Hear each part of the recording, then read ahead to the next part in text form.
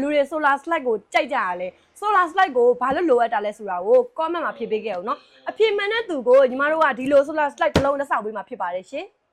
slide ကိုရောက်ချပေးမှာဖြစ်ပါတယ်ရှင်ဒီကောင်လေးကနေ့ဘက်မှာအားသွင်းပြီးတော့ညဘက်မှာမိထွန်းလို့ရတာဖြစ်ပါတယ်ရှင်ဒီကောင်လေးရဲ့အားသာချက်ကတော့နေရောင်ခြည်ရတဲ့ဘယ်နေရာမှာမဆိုအားသွင်းနိုင်မှာဖြစ်ပြီးတော့ညဘက်မှာလည်းလုံးဝကိုအဆင်ပြေပါတယ်ရှင်ပြီးတော့သူက auto system ဖြစ်တဲ့အပြင် remote control လေးနဲ့လည်းထိန်းချုပ်နိုင်မှာဖြစ်ပါတယ်ရှင်ဒီ solar slide ရဲ့ဝက်ကတော့90ဝက်ဖြစ်ပါတယ်ရှင်မိတိုင်လေးကလည်း6ခွက်တောင်ပါပါတယ်ရှင်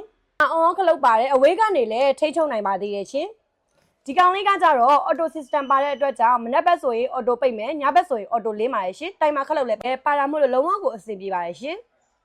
ကောင်လေးကိုရောင်းချပေးမယ်ဈေးနှုန်းလေးကတော့6000ကျပ်တိတိနဲ့ရောင်းချပေးမှာဖြစ်ပါရဲ့ရှင်စက်တော့ရှိသလားမြင်မြန်လေးလာဝယ်မှရမယ်နော်အရန်ကိုတက်မှာရှင်ဒီကောင်လေးကိုချက်နေတလုံးမှာယူနေဆိုလို့ရှိရင်လေ Star Corner Electronic ရဲ့ Facebook page ကနေမှာယူနေတယ်လို့ Viber နံပါတ်39931436ကနေလည်းမှာယူနိုင်ပါရှင်ကျေးဇူးအများကြီးတင်ပါတယ်ဒါတော့နေလေးဖြစ်ပါရှင်